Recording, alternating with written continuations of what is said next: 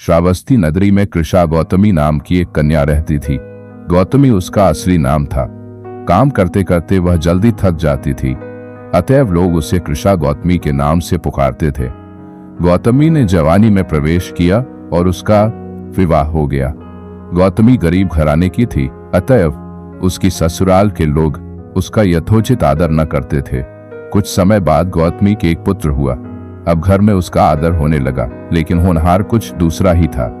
गौतमी का शिशु जब कुछ बड़ा हुआ और इधर उधर खेलने लायक हुआ तो विधाता ने उसे उठा फट। गौतमी ने सोचा, पुत्र जन्म से पहले मेरा इस घर में अनादर होता था।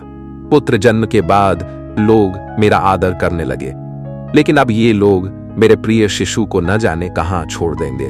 गौतमी अपने मृत पुत्र को गोद में ले उसके लिए घर घर दवा मांगती फिरने लगी। लोग ताली बजाकर उसका मजाक उड़ाते और कहते, पगली, कहीं मरे हुए की भी दवा होती है। किसी भले आदमी को गौतमी पर बहुत दया आई। उसने सोचा, इसमें इस बेचारी का दोष नहीं, ये पुत्र शोक से पागल हो गई है। इसकी दवा बुद्ध भगवान को छोड़कर और किसी के पास नहीं। उसने कहा, मां, तुम बुद्ध भगवान के पास जाकर उनसे पूछो। गौतमी अपने शिशु को गोद में ले जहां बुद्ध पालथी मारे बैठे थे पहुंची और अभिवादन करके बोली, महाराज, मेरे पुत्र को दवा दीजिए। महात्मा बुद्ध ने कहा, तूने अच्छा किया जो यहां चली आई। देख, तू इस नगर में से जिस घर में किसी की मौत न हुई हो, सरसों के दाने मांग ला, फिर मैं तुझे दवा दूंगा। भगवान की बात सुनकर गौतमी बहुत प्रसन्न हुई और सरसों के दाने लेने के लिए चल दी। पहले घर में जाकर उसने निवेदन किया, देखिए, बुद्ध भगवान ने मुझे आप लोगों के घर से सरसों मांग कर लाने को कहा है। आप लोग सरसों देने की कृपा करें। गौतमी के ये शब्द सुनकर एक आदमी झट से घर में से सरसों के दाने ले आया और गौतमी को देने लगा। गौतमी ने पूछा, पहले ये बताइए कि इस घर में किसी की मौत तो नहीं हुई।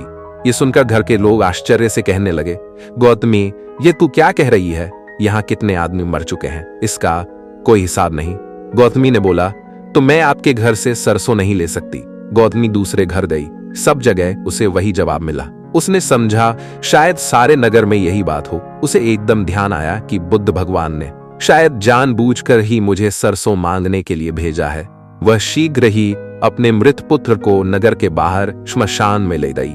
उसे अपने हाथ में लेकर बोली, प्रिय पुत्र, मैंने समझा था शायद तुम ही अकेले मरने के लिए पैदा हुए हो, लेकिन अब मुझे मालूम हुआ कि मौत सबके लिए है। जो पैदा हुआ है उसे एक न एक दिन अवश्य मरना है। इतना कहकर अपने पुत्र को श्मशान में रख वहां से लौट आई। वहां से लौटकर गौतमी बुद्ध के पास गई। बुद्ध ने पूछा, गौतमी, सरसों के दाने मिल गए? गौतमी ने कहा, भगवान, सरसों नहीं चाहिए, उनका काम हो गया है अब। क्योंकि गौतमी अब समझ गई थी कि मौत की कोई दवाई नहीं,